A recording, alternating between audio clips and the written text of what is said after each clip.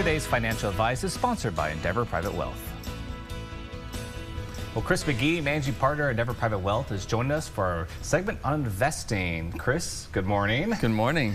So, I really love this, Chris. Now, off the air earlier, we've been talking about golfing, and I told you I was having issues with my golf game. I wasn't expecting you to diagnose this problem and then it to problems with investors and whether or not they're good or golfers or non-golfers. They may also experience when it comes to managing their money. But I'm glad you did.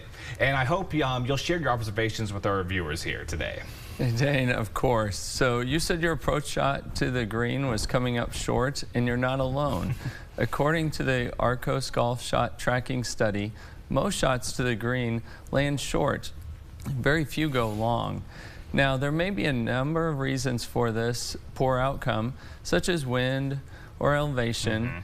However, we should also consider overconfidence in our ability to hit the shot required flush and to the exact desired distance. I know you feel confident in your ability, and your confidence isn't bad, for sure, but it can cause us to overestimate our ability over the course or even when dealing with financial matters. So what are you suggesting, Chris? We should understand the not so favorable odds of hitting the perfect shot and consider taking a little more club and swinging easy. Well, that does make sense, but how can overconfidence cause people to come up short in reaching their investment goals and objectives? Some investors have a very high confidence in a favorite investment that has served them well over there, and they're very comfortable with it. But prudent investors don't rely too heavily on a single investment. They employ a fully diversified portfolio to help them minimize the risk en route to reaching their financial goals. Just as a prudent golfer carries a full complement of clubs to deal with the assortment of risks and challenges that they're facing on the course. And how else may overconfidence affect golfers and investors? As we age, our physical abilities decline, and that's just a fact of life. Golfers have the choice of playing from the forward tees to reduce the yardage that they have to play and still enjoy the game. As we age, our cognitive abilities also decline. And for investors, that may mean that we're not as sharp as we used to be. It may be more than just a bit of forgetfulness here or there. When it affects our judgment, or what psychologists refer to as our executive function, we may be prone to making impulsive or rash decisions, which could lead to very detrimental financial decisions.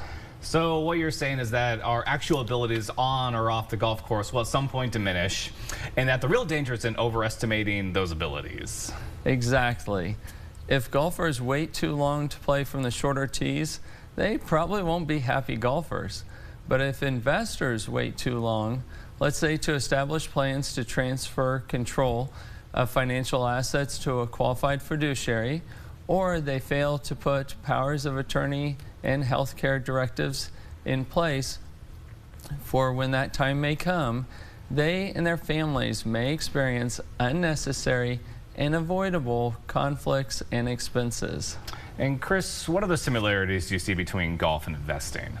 Good golfers and good investors surround themselves with a team that can help them to deal with the opportunities and challenges that they'll encounter on and off the golf course.